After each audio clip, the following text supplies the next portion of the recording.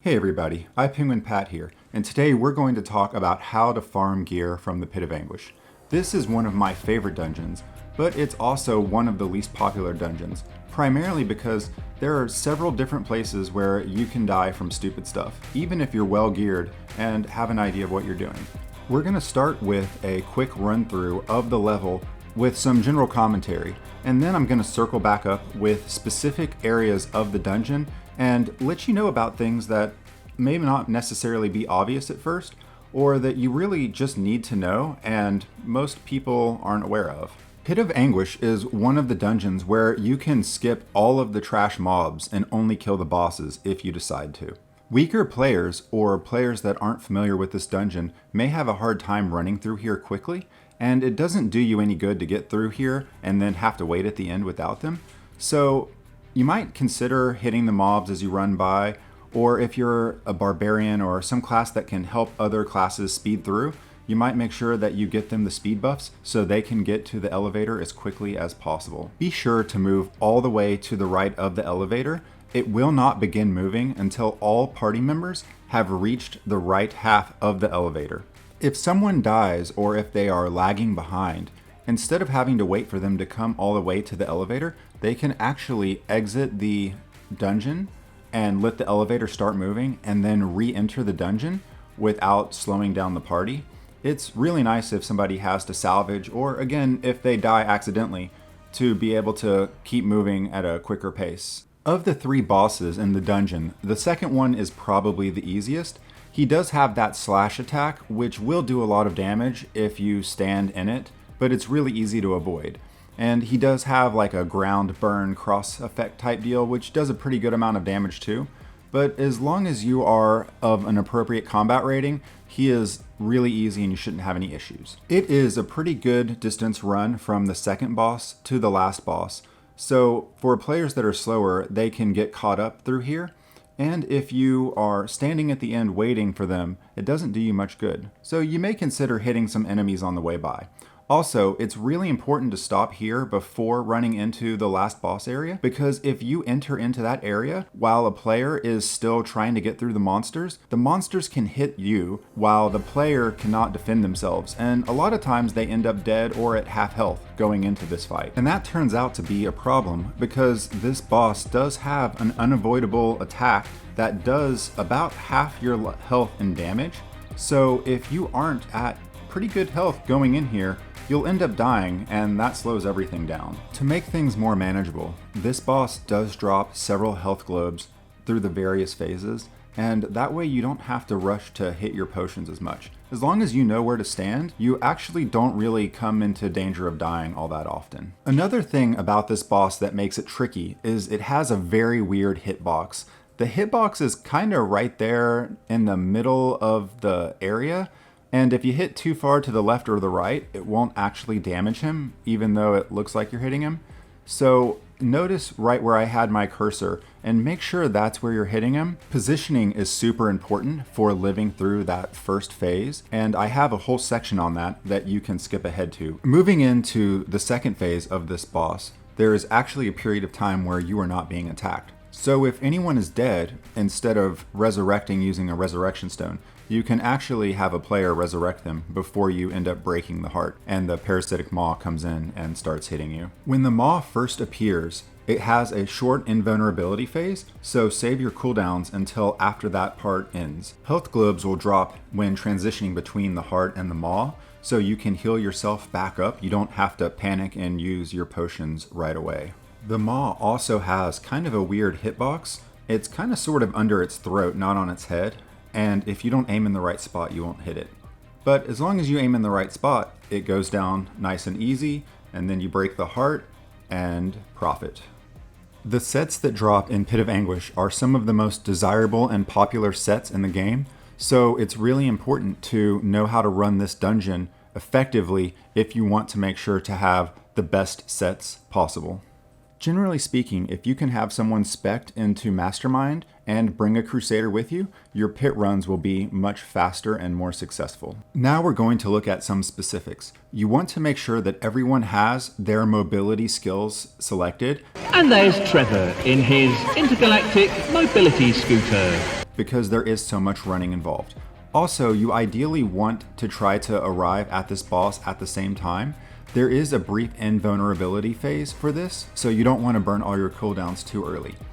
Also, this boss becomes more difficult once it moves, so it's best if you can kill it all in the first run instead of letting it shoot its crazy laser beams. The main danger posed by this first boss is this weird eye thing that it does, this laser beam, and you have to be careful because when it does that brief explosion, if you are in the explosion animation at all, it is pretty much a one-shot kill. The laser beam is pretty unforgiving, and it can actually kill you even when you don't think it got you. Small point, aren't you dead? I am, yes. The other attack that you have to watch out for are these fireballs that it drops on your head, and they have burning damage on the ground, and they do a pretty decent amount of damage, so they will kill you if you just stand in them. It's not rocket science, but you definitely should move out of the way if they fall on your head. The next part is the long run to the elevator. And this is an area where players that are dealing with high monster difficulty die a lot, so keep that in mind. And if you are a barbarian and you can give a speed buff, or if you're another class that can buff your allies, this is a good time to make sure that everyone does get buffs. You will be happy in the long run. The other thing is that the path is pretty narrow in a couple of spots, and it's really easy to get stuck. One trick to get around that is to start all the way on one edge of the path, and then as you get closer to the monsters, cut to the other side of the path to run by. If you try to run straight down the middle, it makes it a lot easier for the monsters to cut you off and keep you from getting through. And by simply just pathing really hard on one side or the other, you can avoid getting caught. As mentioned earlier in the video, you need to make sure you get all the way to the right half of the elevator, or it will not begin to move forward, as you can see there. And if you are dead or earlier in the instance, it's better to just leave and let the elevator start as opposed to making your friends wait for you to catch up. The run from the elevator to the second boss isn't too tough. The only tricky part here is the last pack of monsters, and the best way to get around them if you don't have a teleport is to start by banking hard to the left or right of the monsters and then cut hard to the other side to get around them. The second boss is definitely the easiest of the three. All of his attacks are telegraphed and you can see them on the ground before he does them, so there's not really that much risk of danger. With that said, he does hit pretty hard, especially if you're low combat rating, so you don't want to just tank the stuff. You really should try to avoid it if you can help it. The run from the second boss to the last boss is pretty long, and it's easy for players that are trailing behind to get blocked off, so I like to go ahead and hit them as much as I can. Plus, you never know when they're going to drop gems or even legendary gear. I've had several times where legendary gear and gems have been in my mailbox because I killed the trash running through here. Now let me re-emphasize how important it is to wait here before entering the boss area. Right now the job is to wait here. That cutscene can cause your teammates to die, and if you're running in pickup groups, it can really slow you down a lot if your teammates die before entering the last boss. Now this last boss does have a couple of unavoidable attacks, and they do about 48.2% of your health in damage, so as long as you are mostly full, he's not going to kill you with the headbutts.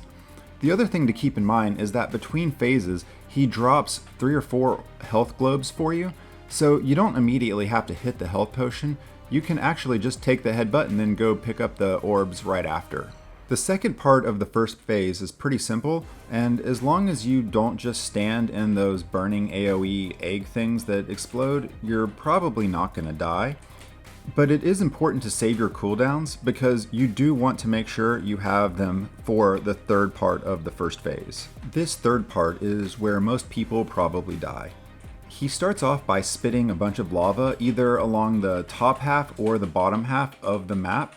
As long as you are on the correct side, you're not going to take any damage from that at all.